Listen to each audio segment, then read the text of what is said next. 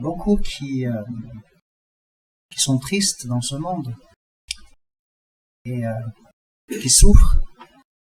Mais nous, on est là, ça ne veut pas dire que nous ne souffrons pas, ça ne veut pas dire qu'on n'a pas de problème, mais on est là pour chanter notre joie. On ne fait pas que pleurer. La vie est faite ainsi, nous l'avons compris. Nous savons d'où viennent les souffrances, les misères, les maladies, les problèmes. Quelqu'un a dit, mais j'étais pas là, moi, quand Adam et Ève ont péché. Pas de ma faute. Mais tu as hérité, malheureusement, ce péché, cette désobéissance. Et tu payes aussi ta part. Simplement, Dieu qui est un Dieu de grâce, il a envoyé son Fils unique, afin que quiconque croit en lui ne périsse point, mais qu'il ait la vie éternelle. C'est ça le don gratuit de Dieu pour tous ceux qui se repentent, tous ceux qui acceptent sa grâce et lui confient leur vie.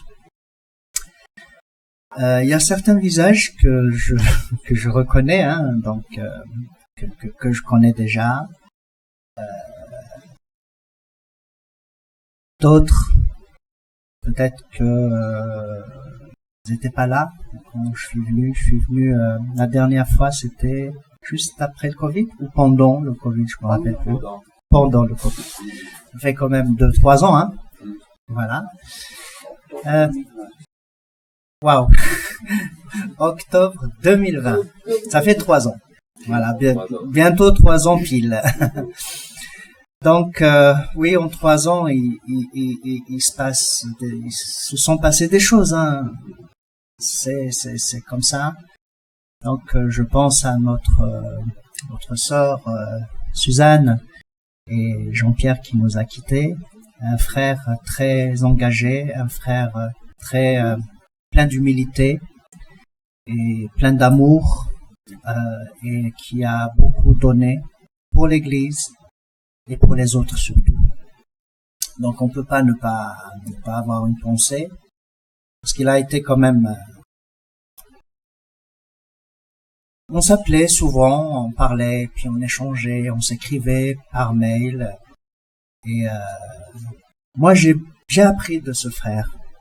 J'ai appris de ce frère. C'est un frère aîné, plein d'expérience et même à distance, il savait quand même transmettre des choses.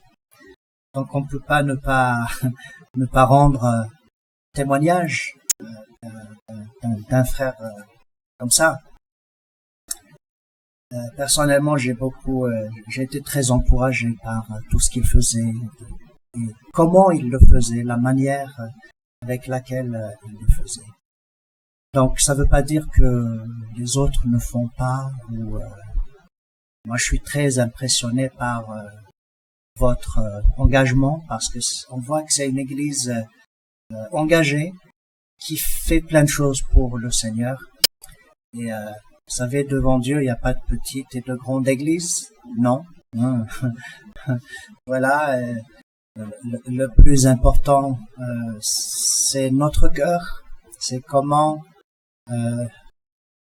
nous le voyons lui et comment nous voyons notre prochain. C'est là le grand commandement. Parce que le maître de la loi qui est venu, le religieux qui est venu voir Jésus pour lui dire « Quel est le plus grand commandement? Qu'est-ce que je dois faire pour gagner le paradis ?» Et oui, il s'attendait à ce que le Seigneur lui dise, mais tu dois jeûner 40 jours par mois, tu dois prier 25 fois par jour, tu dois faire ceci, et tu ne dois pas faire ceci, et tu ne dois pas faire cela. Il s'attendait à tout ça, c'est ce que disent les religions. Mais le Seigneur, non, il lui a dit carrément le contraire de ce qu'il pensait. Il lui a dit, écoute,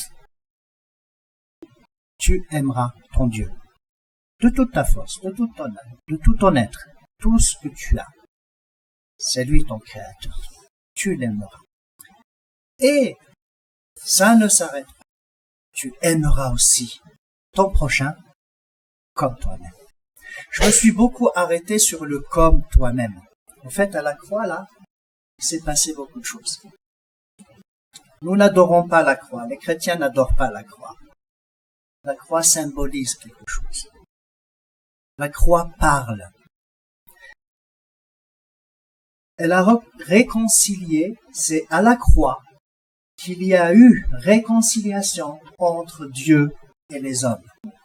C'est l'amour vertical qui rejoint le plus grand commandement, là où le Seigneur Jésus a dit « Tu aimeras ton Dieu de toute ta force, de toute ton âme. » Et tu aimeras ton prochain comme toi-même, l'amour horizontal.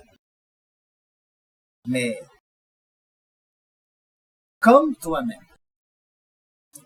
c'est l'amour de soi, l'amour, la réconciliation avec soi. C'est-à-dire, le Seigneur nous a réconciliés non seulement avec lui, avec les autres, mais aussi avec nous-mêmes. Et tu as de la valeur. Tu as de l'importance. Tu as été créé à l'image de Dieu. Tu as beau recevoir des insultes, tu as beau être méprisé, rejeté, tu vaux rien, tu ne sais rien. On a tous reçu des choses comme ça dans notre vie.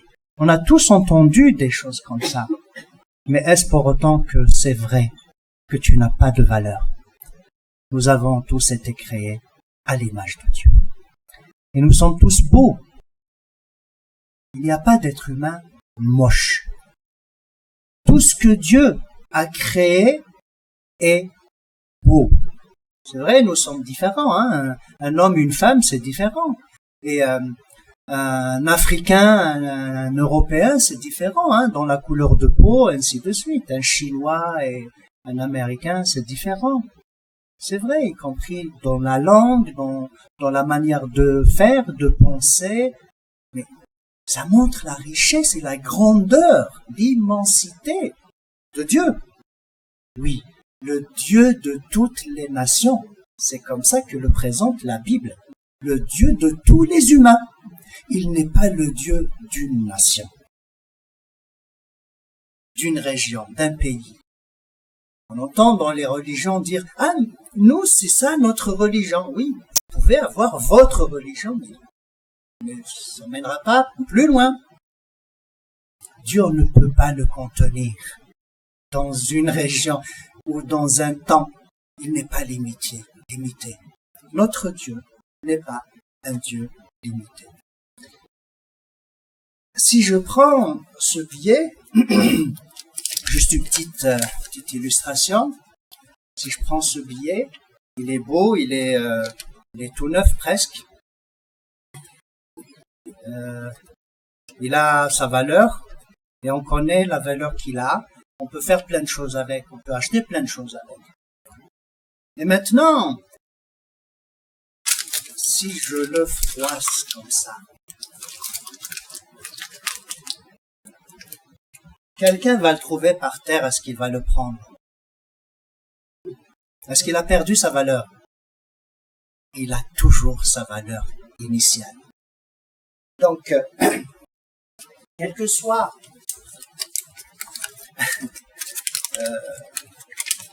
heureusement qu'il n'a pas perdu sa valeur, sinon on ne pourra pas l'utiliser après. On ne pourra rien acheter avec après. Mais non, c'est pas le cas. Nous sommes pareils. On peut être froissé, on peut être rejeté, on peut être insulté, méprisé, tout ce qu'on veut. Mais on a toujours notre valeur. On a toujours cette image de Dieu en nous.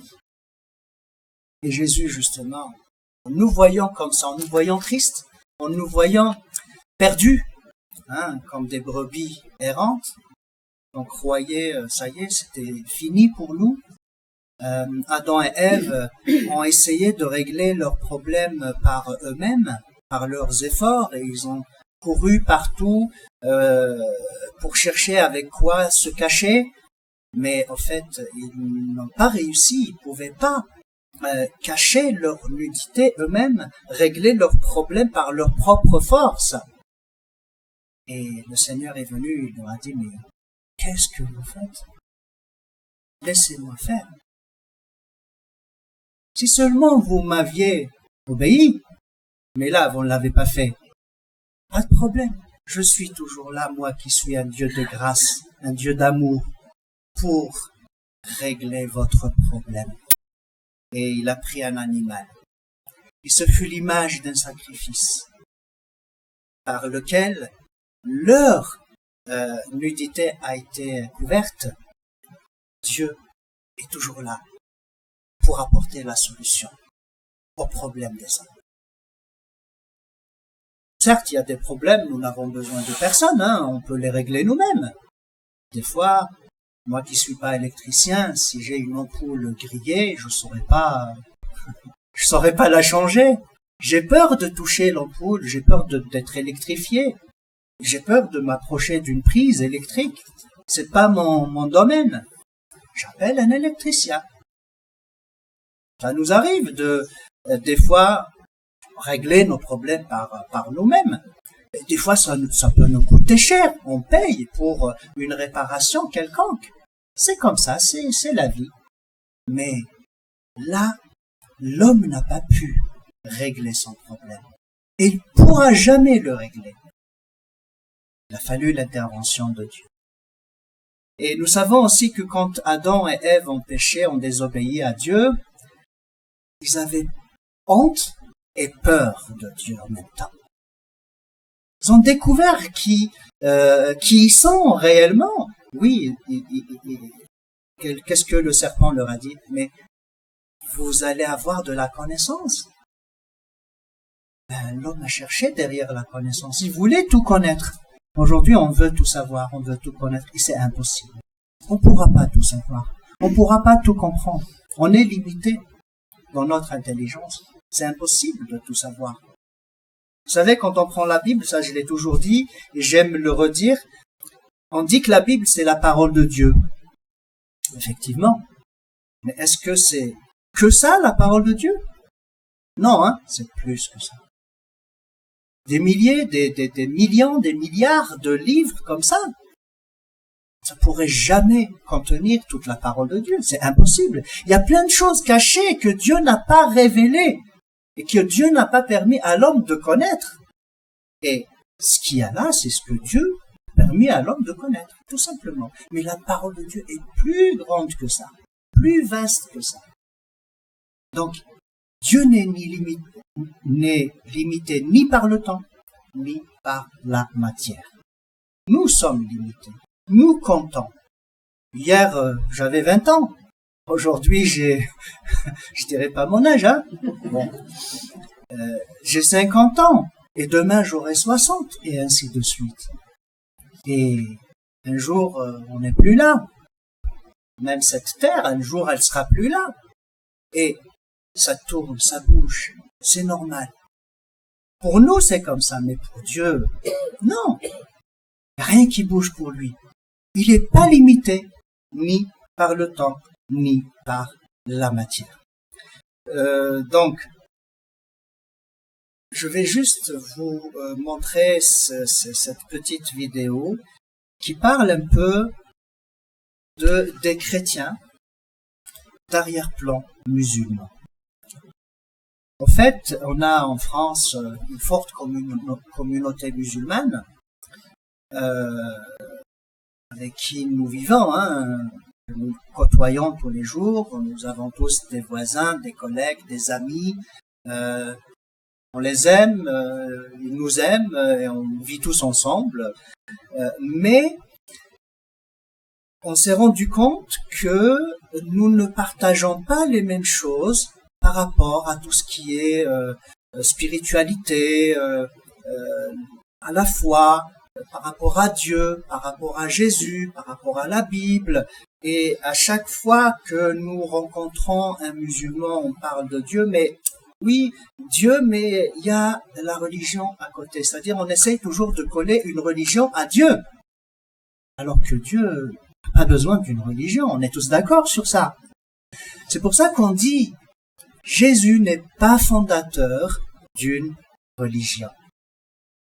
Mais il est venu pour restaurer cette relation, avec un grand R, restaurer la relation que Adam et Ève, que l'humanité entière a perdu à cause du péché et de la désobéissance.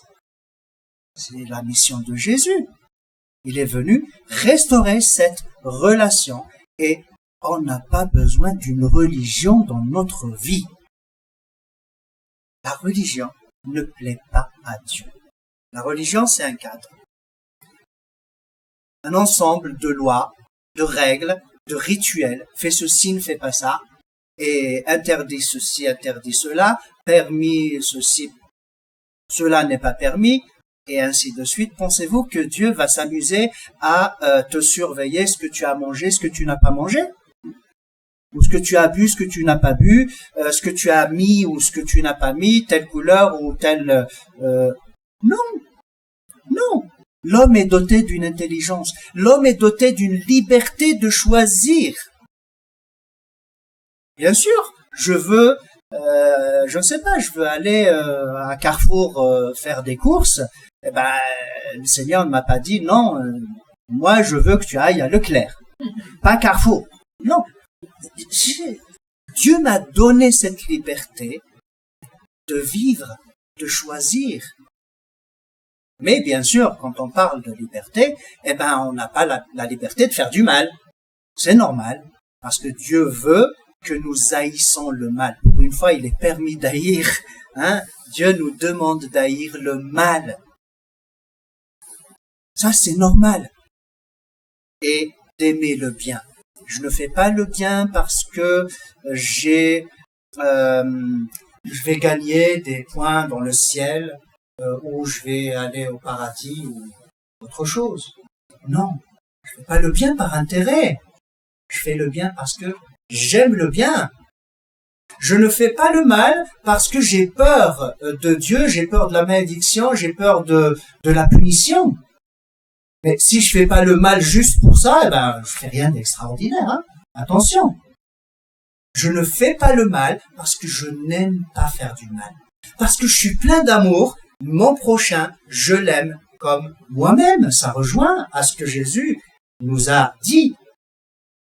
Les choses sont claires. Moi, je reviens juste d'Algérie, quelqu'un est venu me voir, c'est vrai qu'on n'avait pas d'eau, il faisait très chaud, et cette personne nous a vus et il a vu qu'on avait soif, on cherchait de l'eau, on ne trouvait pas, et il est venu, il nous a dit, tiens, je vous offre une bouteille d'eau. On était content, mais il a dit, au fait, je vous la donne parce que comment il a dit, comment je vais traduire ça? En fait, je la donne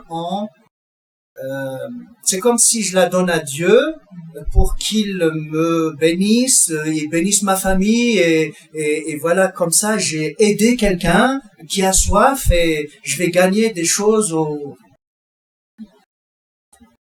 j'ai dit, mais si vous nous donnez ça juste pour ça, franchement, ça ne nous fait pas plaisir. Ah oui, parce que c'est vrai, tu me l'as donné gratuitement, c'est bien, mais tu me l'as donné parce que tu attends quelque chose de Dieu. Tu l'as donné par intérêt, donc je t'ai pas fait de la peine réellement. Tu cherchais à qui donner une bouteille d'eau pour gagner quelque chose, c'est tout. Et tu m'as trouvé, moi. Bon, je l'avais prise, la bouteille d'eau, parce que j'avais soif. Oui. Mais la motivation n'était pas bonne. On fait pas des choses parce que Allah va nous récompenser par la suite. Non. C'est pas bon. C'est pas ça l'amour de l'autre. J'aime l'autre, je vais être une aide pour lui, je vais le dépanner, mais parce que je le considère, parce que je l'aime, parce que j'ai envie de l'aider, sans intérêt quelconque. C'est tout. Romain, tout à l'heure, dans sa prière, au début, il a remercié Dieu pour ce beau bâtiment, pour cette belle liberté que nous avons ici en France, parce que l'être humain est respecté. Hein, on parle des droits de l'homme, on parle de plein de choses. Tu as la liberté de penser, tu as la liberté de t'habiller, tu as la liberté d'aller où tu veux, de croire en ce que tu veux. Personne n'a le droit de se mêler de ta vie personnelle. C'est bien, on a cette liberté pour le moment. Hein. On ne sait pas combien de temps ça peut durer, mais pour le moment on l'a. Remercions le Seigneur. Mais vous savez que beaucoup de chrétiens dans le monde, dans plusieurs pays, n'ont pas cette liberté que nous avons. Ils peuvent même pas avoir une Bible. Une Bible, c'est un livre. Hein. Écoutez, il y a des athées qui lisent la Bible. Hein. Ils veulent savoir ce qu'il y a dedans. C'est pas un problème. Mais interdit de l'avoir. On a rencontré des Saoudiens, des Yéménites, des Émiratis aux Champs-Élysées cet été, où on a été à la rencontre des gens, hein, des Arabes, des gens du Golfe qui venaient comme touristes, et on parlait avec eux dans la rue. On parlait de Jésus, on parlait de la Bible. Ben, ils nous disent, mais vous savez, chez nous, la Bible est interdite, hein, on ne peut pas avoir une Bible. Mais on a d'autres solutions, si vous voulez. Regardez, flashez juste le QR code qui est derrière cette clé USB. Si vous voulez prendre la clé, vous voulez pas prendre la clé, vous avez peur, ni le livre, ben flashez juste ce QR code avec votre portable et puis vous avez toute la Bible à la maison. Ah, c'est bien, donc on peut avoir ça, on peut lire. Ça fait des années que nous cherchons la Bible et on peut pas la trouver. Donc les gens étaient contents parce qu'ils veulent savoir ce qu'il y a dans la Bible. On leur a toujours mis dans la tête que la Bible est trafiquée, la Bible est falsifiée, la Bible n'est plus la parole de Dieu. Comment ça? Dieu parle à une certaine époque et puis cette parole n'est plus valable aujourd'hui. On sait tous que Dieu ne ment pas, que la parole de Dieu ne peut être changée, que Dieu n'est pas limité par le temps. Sa parole d'il y a des siècles en arrière, elle est valable pour toute l'éternité. On sait tous ces choses-là. Ah non, ça a été trafiqué, ça a été changé, ça a été ceci, ça a été cela, donc la Bible n'est plus valable. Donc les gens entendent ces choses, ces mensonges, hein, je dirais, eh ben ils ont quand même cette curiosité de savoir ce qu'il y a dedans. Mais si nous, on n'est pas là pour la leur offrir, pour la leur donner, pour leur dire, mais nous avons la Bible dans votre langue. Pas que en français. Ben, en France, on trouve la Bible en français. Aux États-Unis, on trouve la Bible en anglais. En Chine, on trouve la Bible en chinois. Mais pour les Arabes, eh ben, il y a la Bible en arabe. Pour les Kabyles, il y a la Bible en kabyle. Tu vas en Afrique, ainsi de suite. Dieu parle toutes les langues et comprend toutes les langues. Et quand on essaye de leur expliquer, de les aider à comprendre, ah bon, ah c'est vrai, oui, bien sûr. Même quand on lit dans le Coran, ben il y a tout un verset qui dit Is'alu ahlal kitab, c'est-à-dire si vous avez des doutes, allez poser des questions aux gens du livre. C'est qui les gens du livre? C'est les chrétiens et les juifs. Et le livre, c'est quoi? C'est la Bible, c'est l'Ancien Testament, c'est la Torah, c'est l'Évangile. Donc, ça veut dire que la parole de la Bible est toujours valable. Elle est toujours pour aujourd'hui. Hein, Jésus a toujours parlé au présent. Il a dit à celui qui a été crucifié à son côté, aujourd'hui, tu es avec moi au paradis, ou tu seras avec moi au paradis. J'aime beaucoup le mot aujourd'hui. Jésus parle toujours au présent.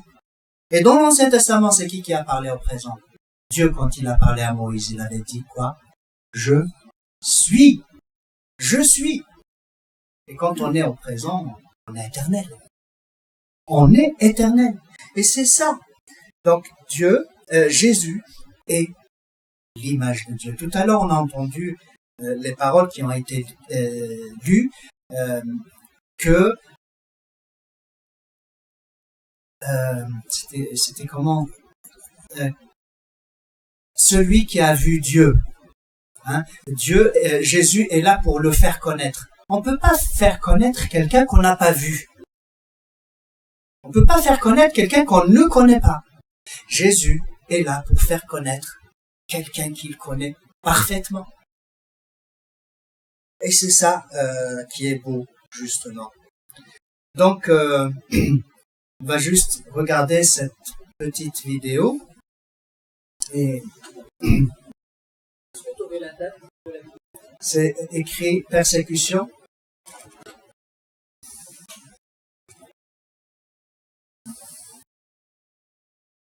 Je vais essayer de commenter en même temps.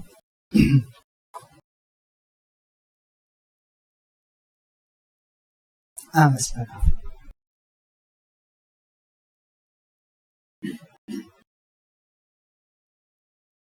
Vous serez détestés de tous à cause La meilleure, de mon ils ont nom. frappé Là, le pasteur c'est une et les église. 3 responsables. C'est quand Ils ont frappé les autorités envoient la femme envoyer d'un des responsable policiers et les pour 3 fermer responsables une église. à l'église. Je viens de voir la vidéo. Ils sont arrivés à notre église. Ils ont fermé l'église, toutes les salles. Ils ont fouillé tout. C'était Ils ont l'église la parlé plus méchamment grande. avec les pasteurs, Il y avec les avait responsables de 1500 l'église. personnes Ils ont fermé notre dans église l'église. ici. Alors maintenant en Algérie, il n'y a plus d'église. Il n'y a plus d'église. Il n'y a rien. La violence. Là, on voit comment les chrétiens sont sortis de l'église. عفا شدر عفا عفا هاتشا تشامبو هاتشا تشامبو في تبن هاتشا Maintenant, on fait sortir les hommes, la femme, les trois et les porcs.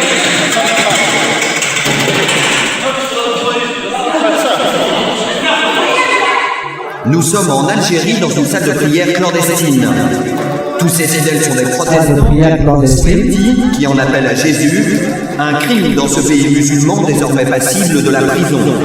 Et pourtant, ces évangélistes n'hésitent pas à montrer leur visage au nom de Dieu. En Algérie, les conversions au christianisme sont de plus en plus nombreuses. On parle de 1000 nouvelles recrues par an. Le mouvement s'étend sous la pression des évangélistes et s'affirme comme un véritable concurrent face à l'islam, officiellement déclaré religion d'État. La réaction du pouvoir est brutale. Depuis quelques mois, les chrétiens d'Algérie sont pourchassés par le pouvoir et traduits en justice. Ou encore cette femme de 37 ans, Habiba Kouider, arrêtée en mars dernier dans un bus avec une dizaine de Bibles sur elle. Accusée de prosélytisme, elle risque 2 ans de prison ferme. Habiba Kouider, ou la nouvelle martyre des chrétiens d'Algérie.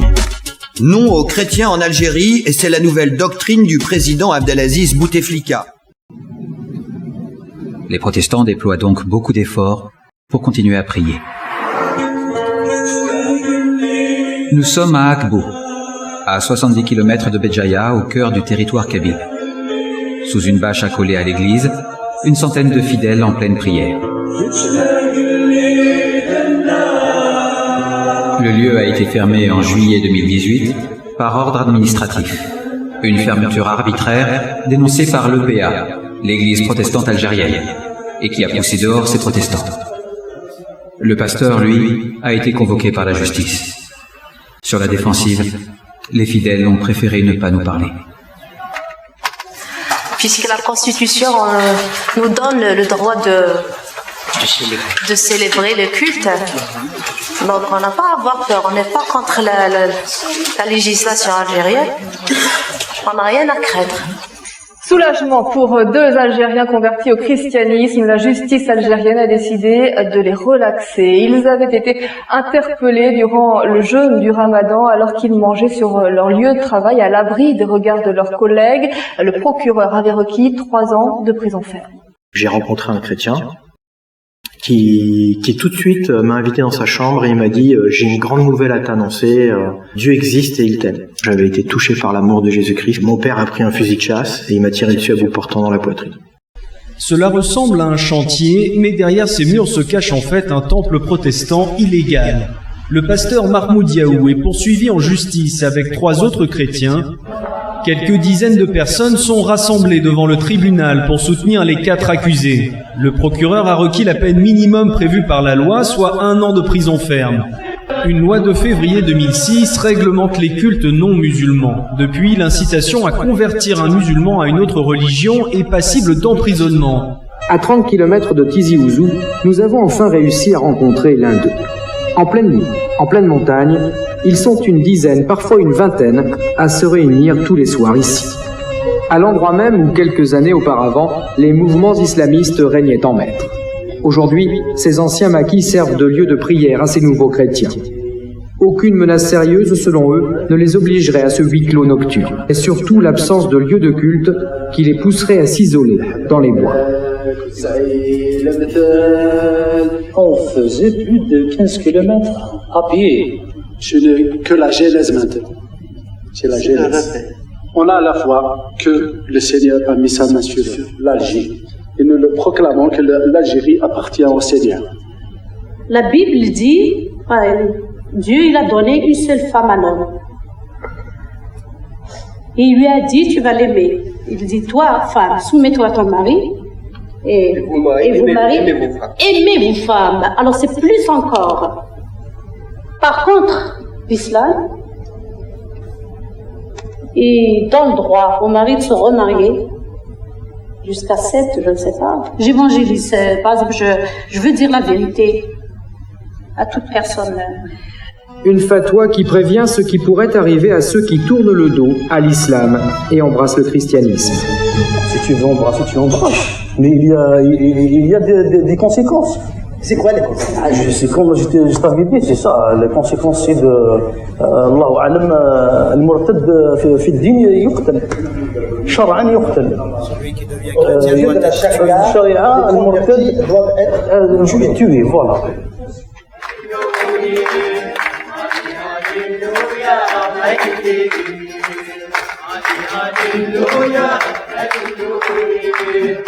Toutes les églises fermées, laisser des tentes de côté pour faire le culte.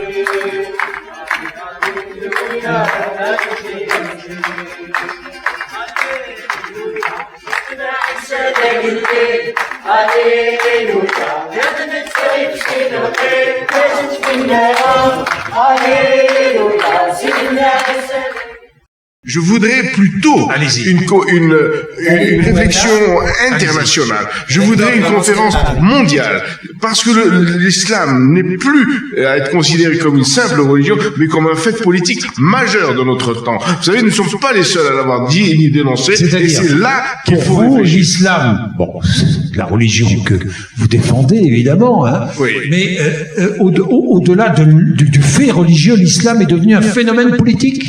Est un phénomène absolument sociopolitique. Sociopolitique. C'est sociopolitique. C'est une idéologie de lutte, c'est une idéologie d'agression, d'idéologie de. Mais je vous sens dépassé, là, Dalil Boubaker. Mais nous l'avons dit depuis longtemps que l'intégrisme, le militant, qui commence par le militantisme de base, qui touche des populations, ce sont des phénomènes populaires où il n'y a pas véritablement un élément moteur, mais il y a là.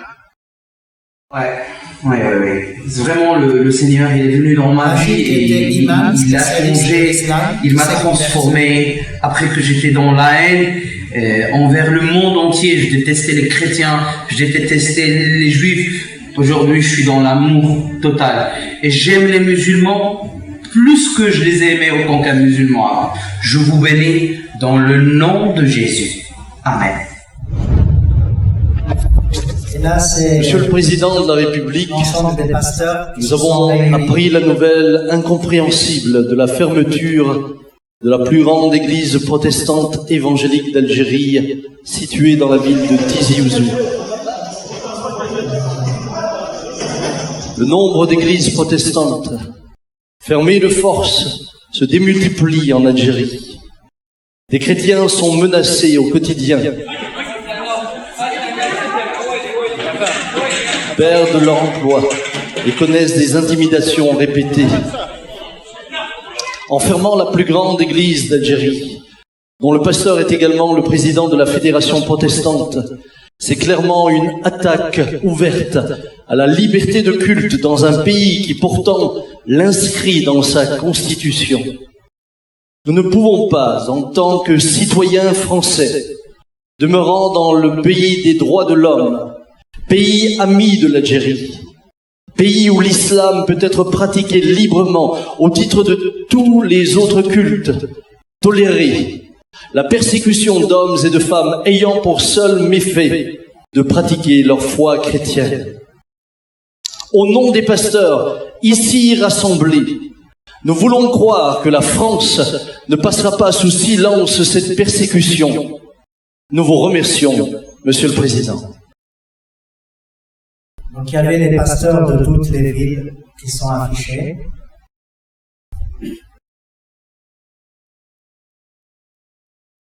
Voilà, donc c'est fini, merci.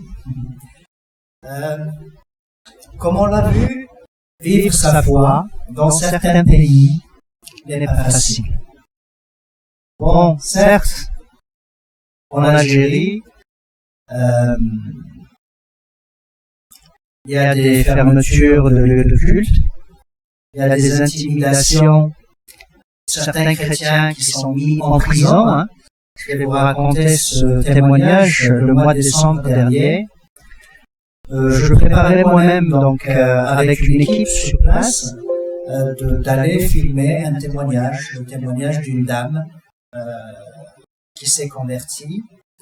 Et donc ces deux jeunes qui sont aussi chrétiens, donc ont préparé tout leur matériel hein, donc pour aller filmer cette dame. J'arrive, je les appelle.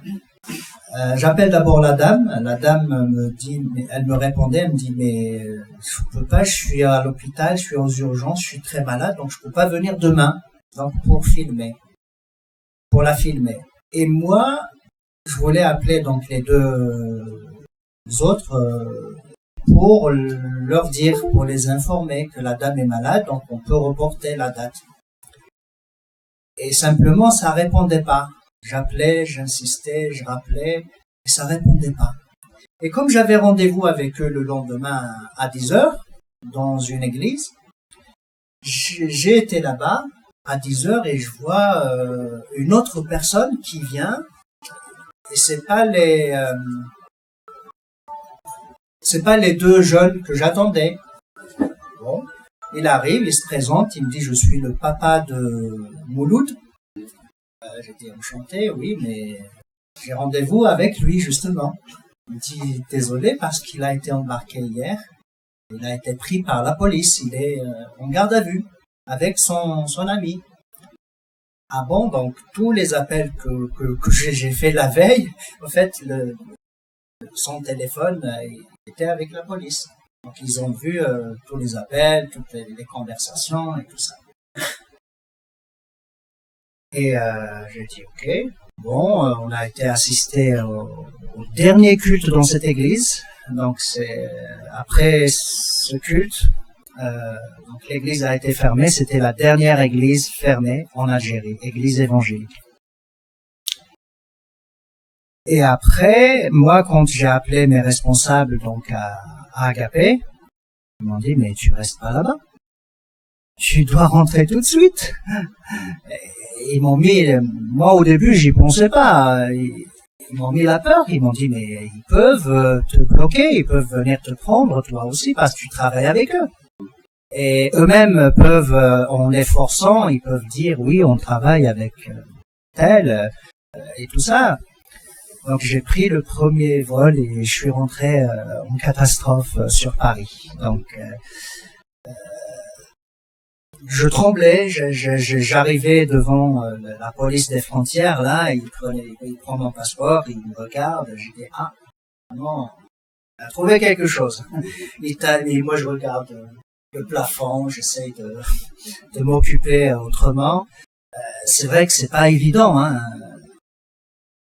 Bon, après il me dit, est-ce que vous avez le passeport français? J'ai dit oui. J'ai aussi le passeport algérien. Il me dit, donnez-moi les deux. La première fois que ça m'arrive, il prend les deux passeports, il regarde, il vérifie. Je dis, Seigneur, fais quelque chose. Puis il me rend mes deux passeports, il me dit bon voyage. Je dis, ah, d'accord. Donc je suis parti et j'ai réussi quand même à revenir sans aucun problème. Par contre, pour les deux jeunes, ils ont quand même fait 2 mois de prison ferme. 2 mois de prison ferme, ils ont été libérés et 1 an de sursis plus une amende, je sais plus, je crois c'est 500 € chacun ou quelque chose comme ça. Donc ça, c'était une expérience que j'ai vécue moi-même.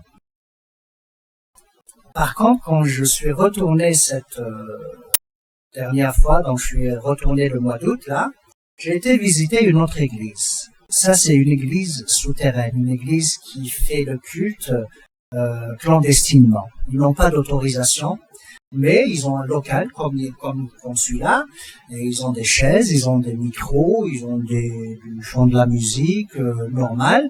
Simplement, l'avantage qu'ils ont, c'est que tout le quartier est chrétien.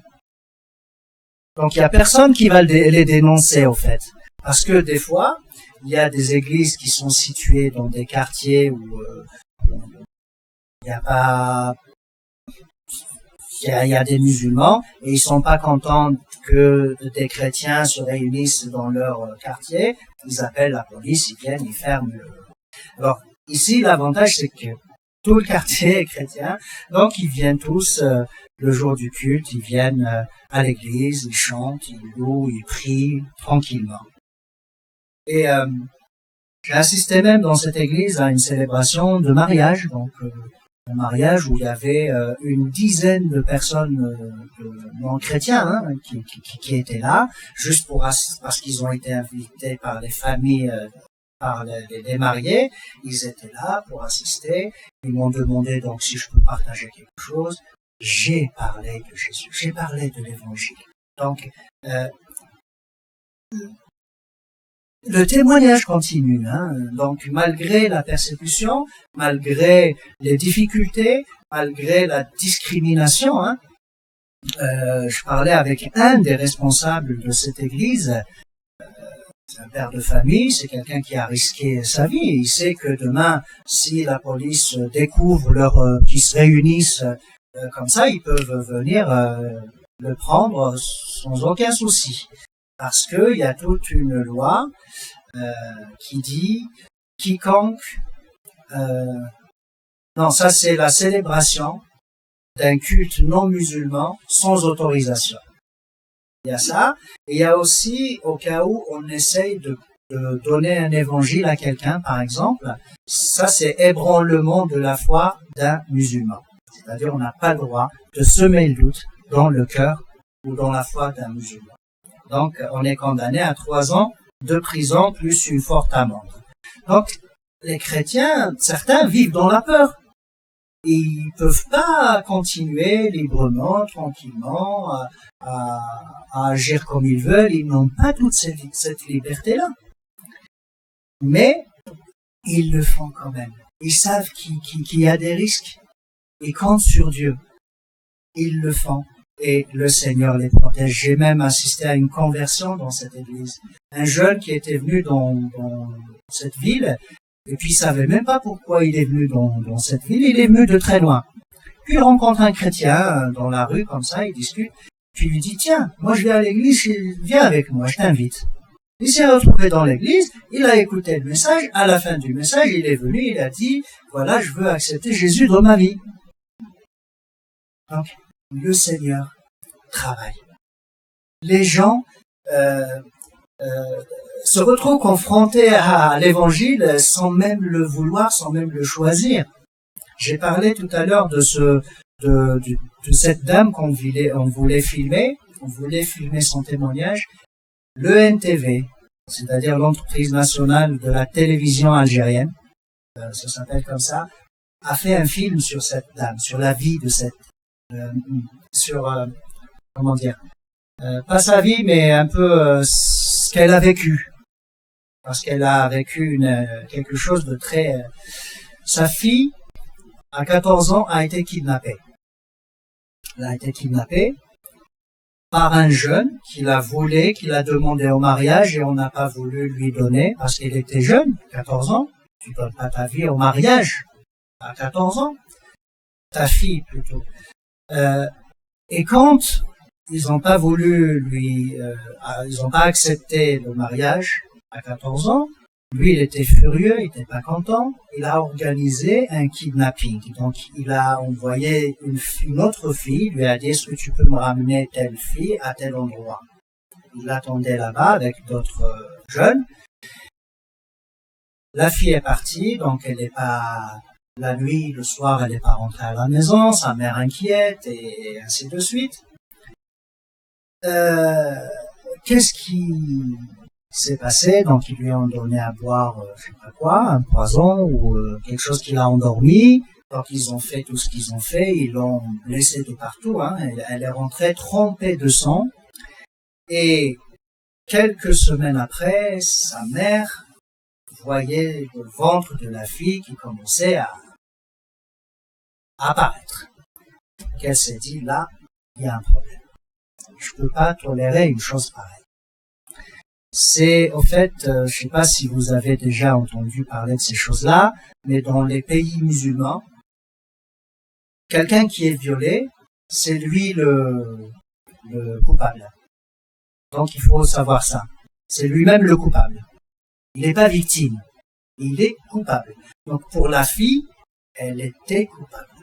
Donc pour sa mère, c'était une honte pour elle. Une honte pour toute la famille. Il ne faut pas que les gens découvrent que sa fille est enceinte en dehors du mariage. Donc il y avait toutes ces choses-là. Et qu'est-ce qu'elle faisait? Elle a allongé sa fille par terre. Elle dit qu'elle avait, à ce moment-là, elle pesait 150 kilos. Elle montait sur son ventre pour la faire avorter. Elle sautait sur le ventre de sa fille. Et sa fille criait, elle supportait pas, c'était pas évident. Et elle avait même acheté 2 gâteaux qu'elle a empoisonnés. Elle a mis du poison, un pour sa fille, un pour elle. Elle donnait la part à sa fille, elle a gardé l'autre part. Elle lui disait, tiens, tu manges. Tu finis, je mange. Ma part. Et sa fille, elle la regarde, elle lui dit, maman, tu veux me tuer. Pourquoi? Elle lui dit, bon, d'accord, ne mange pas celui-là, tiens celui-là. Alors que les deux étaient empoisonnés. Elle a tout fait pour tuer sa fille, le bébé qui est en elle, et elle-même.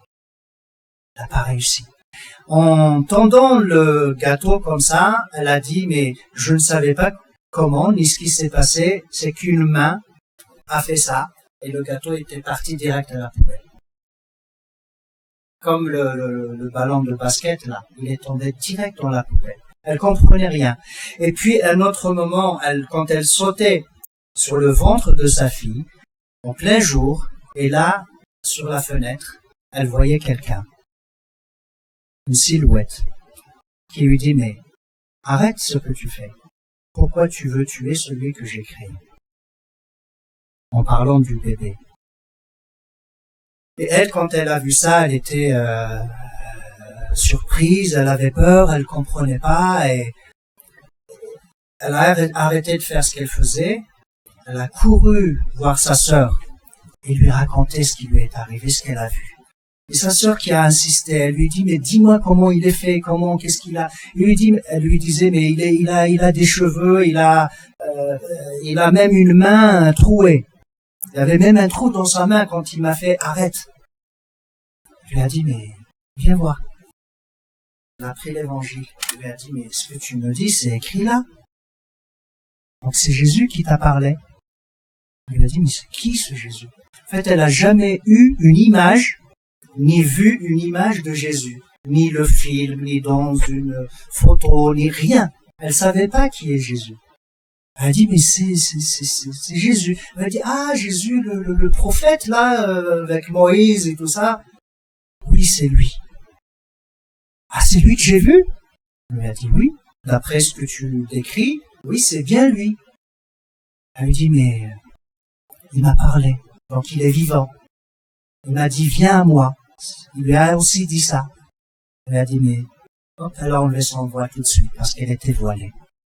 Ça y est, moi j'accepte Jésus dans mon cœur. Le lendemain, elle est partie à l'église. Et c'était sa vie, son témoignage. Simplement, bon, le garçon, il est né, il a aujourd'hui 9 ans. Il s'appelle Adam. Et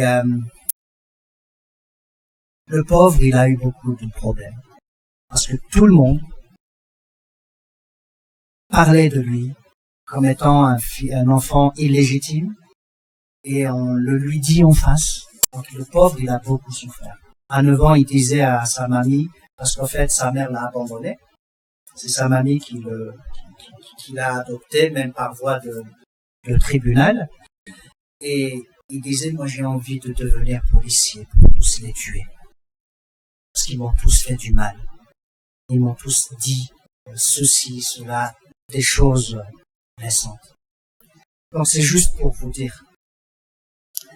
Ça, c'est le témoignage de la conversion de cette dame. J'ai assisté à son baptême à l'église d'Alger. Et j'ai vu le garçon. Il est à l'école aujourd'hui. Il se porte bien, bon, avec un peu de souffrance, mais il tient quand même. Il aime Jésus. C'est ça qui est beau. C'est ça qui est bien. Parce qu'il sait qu'à l'église, il a été accepté. Il n'a pas été rejeté. Personne ne vient le critiquer. Ils savent qu'il est une créature, qu'il est créé à l'image de Dieu lui aussi. On s'en fout de la manière. Ça, c'est la bêtise humaine. Ça, c'est la bêtise humaine. Une fille, une femme, un homme violé, je ne sais pas, c'est une victime, je suis désolé. Mais pourquoi qu'on ne peut pas accorder ce statut alors que là, la fille a été rejetée, la mère a été rejetée parce que on lui a fait subir. C'est injuste. Même la loi n'est pas de son côté. Donc, par exemple, je sais pas moi, une jeune fille violée, et on lui impose de se marier avec son violeur. Hein, ça, ça existe. C'est malheureux, mais c'est comme ça. Donc, il y a plein d'injustices, bien sûr, tirées des religions, qu'on impose aux gens. Et un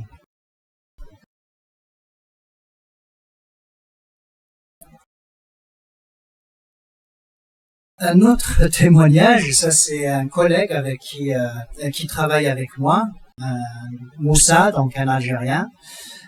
Sa mère est décédée.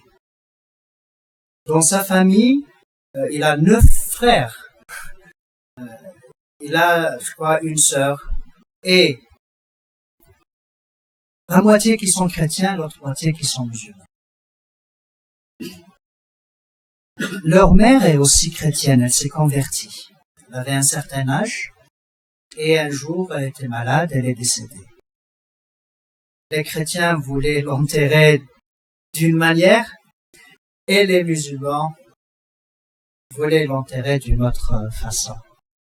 Il y avait un combat, il y avait des problèmes entre le côté chrétien et le côté musulman. Le côté chrétien s'est retiré, il leur a dit, mais ok, donc vous voulez faire comme ça, avec un imam et tout ça, une cérémonie musulmane alors qu'elle est chrétienne. Vous voulez imposer ça, bon, d'accord, on respecte.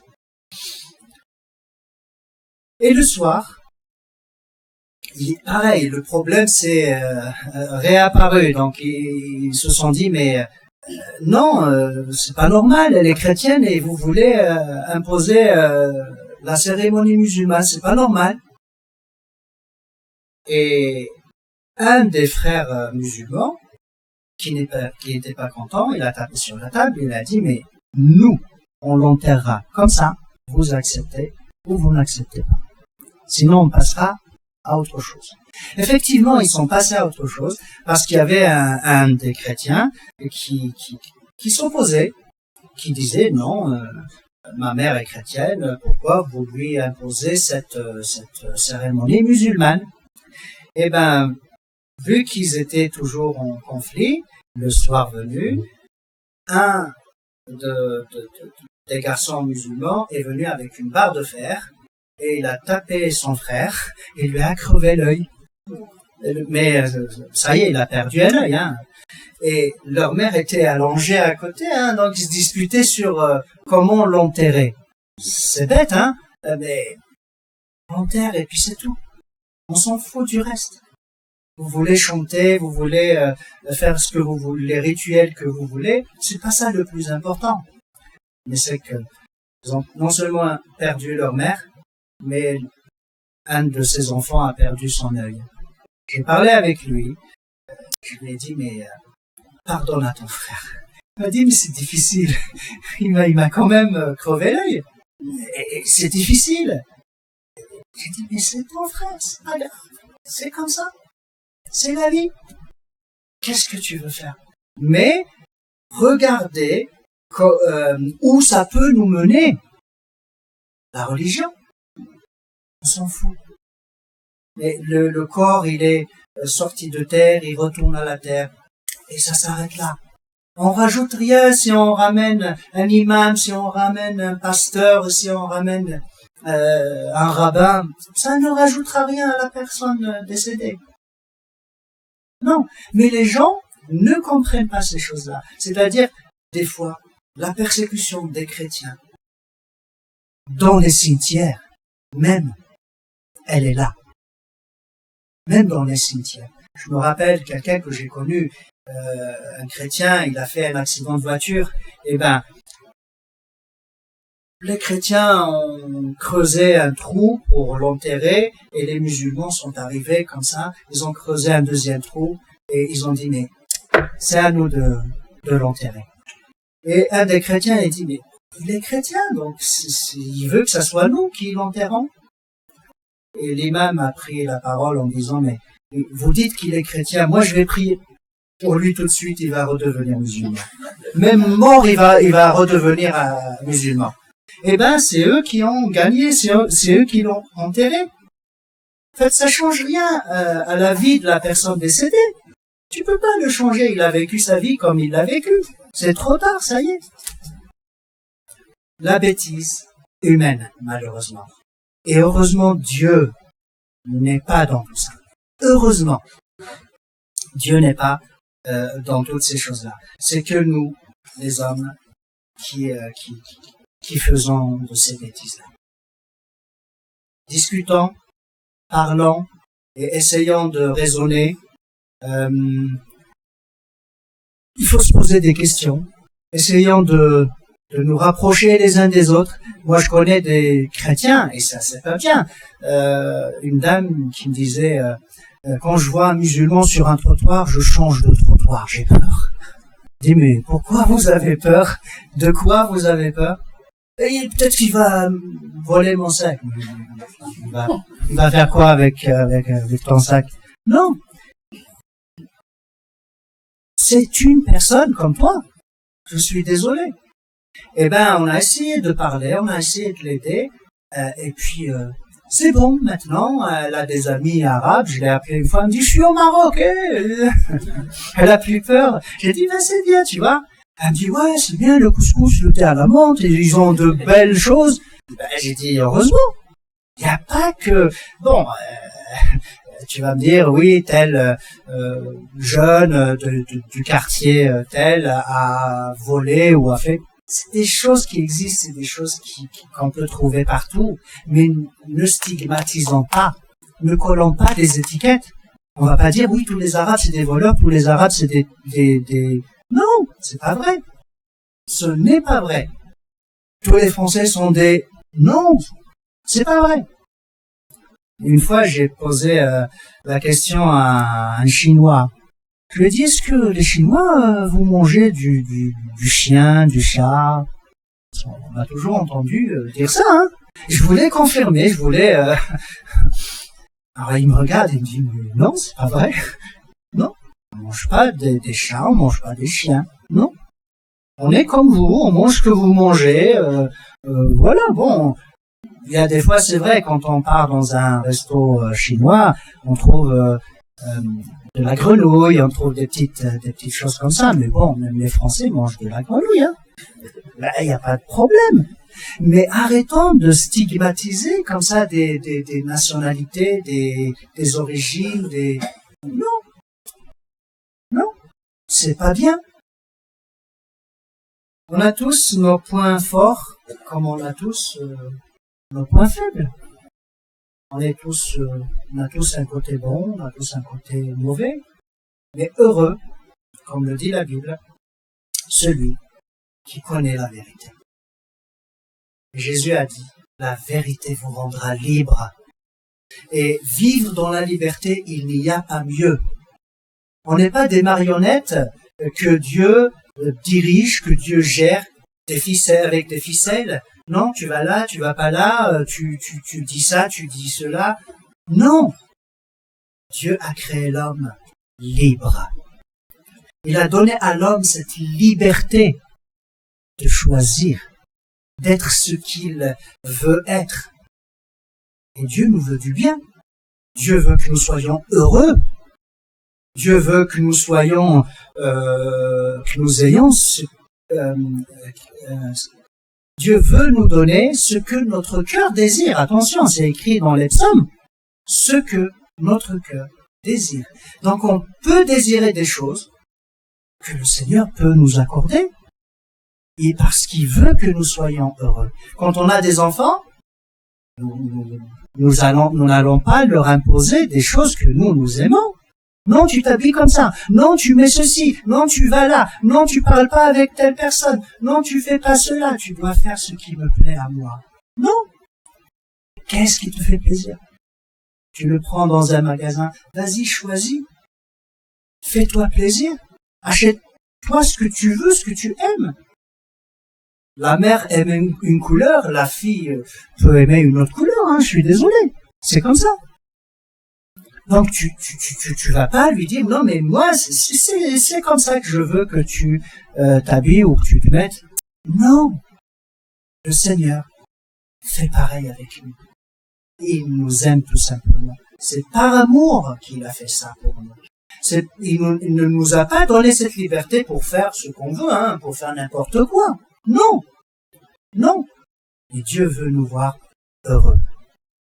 Dieu veut que nous réussissions. Dieu veut que nous soyons aussi une bénédiction pour les autres, pas que pour nous-mêmes. Parce que Dieu est un Dieu relationnel. C'est pour ça qu'on parle de la Trinité, attention, hein, Dieu n'est pas un singulier. Dieu n'est pas un singulier. Dieu, il est pluriel, il est riche, il est grand, il est énorme. Et Dieu est un Dieu relationnel. Dieu est un Dieu d'amour. Quand on parle d'amour, si tu es tout seul dans une île, il n'y a personne en face de toi, tu vas aimer qui? Ben, tu vas aimer un arbre, tu vas aimer une fleur, il doit toujours y avoir un vis-à-vis, quelque chose à qui tu peux exprimer tes sentiments, ce que tu as. Dieu est un Dieu relationnel. Donc, il faut qu'il y ait quelqu'un avec qui il doit avoir cette relation, et avec qui il peut avoir cette relation. Sinon, quand on est tout seul, chez personne en face de moi, ça va pas. On est fait pour avoir cette relation avec Dieu et cette relation avec les hommes. Dieu a créé l'homme à son image. L'homme a sali l'image de Dieu par le péché en désobéissant. Qu'est-ce que Dieu a fait? Il a donné Jésus qui a pris l'image de l'homme. Vous voyez un peu là? C'est mélangé, hein? J'ai fait ça exprès. L'homme a perdu l'image de Dieu, a sali l'image que Dieu lui a donnée. Et Jésus est venu, il a repris cette image. Il a repris l'image de l'homme. En fait, l'image de l'homme, c'est quoi? C'est l'image de Dieu. Jésus a repris l'image que Dieu a donnée à l'homme pour la corriger, pour la rendre propre. Parce que l'homme l'a sali, hein. L'homme l'a sali. Et Jésus l'a purifié. Jésus a rendu les choses à leur place. Tout ça, ça a été fait par grâce. Ça a été fait par amour. Il n'y a personne qui peut dire, moi je vais gagner mon salut. Moi, je vais gagner le paradis. Moi, je vais ceci, je vais cela parce que j'ai la plus belle des religions. Je pratique parfaitement ma religion. C'est pas ça que Dieu regarde. C'est pas ce qui intéresse le Seigneur. Le Seigneur cherche ton cœur. Souvent, quand on nous pose des questions, on essaye de répondre, on essaye de raisonner, on essaye de prouver, on essaye de chercher, de fouiller intellectuellement pour convaincre. On ne pourra jamais convaincre. En fait, il faut répondre au cœur qui est vide. Le cœur de l'homme est vide. Et il n'y a que le Seigneur qui peut le remplir. Et c'est ça qu'il faut faire. Je réponds à son cœur, à la fin de son cœur, F-A-I-M, ce que son cœur attend, pas ce que sa tête attend. Quelqu'un disait, mais moi je peux pas croire sans tout comprendre. Mais crois et tu comprendras tout. Vous voyez la différence? Crois seulement et tu comprendras tout. Mais tu ne peux pas tout croire. Et puis, tu ne peux pas tout comprendre et croire après. Heureux ceux qui ont cru et qui n'ont rien vu. Crois et tu comprendras. Donc, le Seigneur, il est clair dans sa parole, il est clair dans ce qu'il a dit et il veut être là pour nous. Dieu est pour nous. Jésus s'appelle Emmanuel, qui veut dire Dieu avec nous. Donc on a le Seigneur avec nous. C'est vrai qu'on ne peut pas construire notre passé, mais arrêtons de vivre notre passé au présent, dans le présent.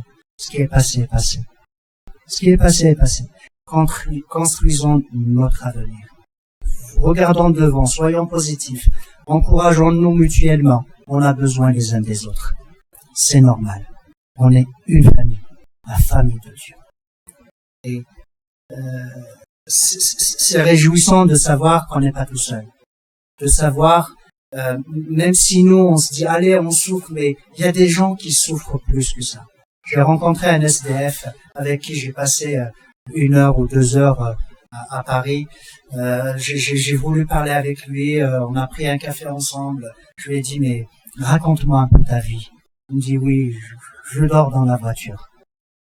J'ai dit, mais t'as pas froid?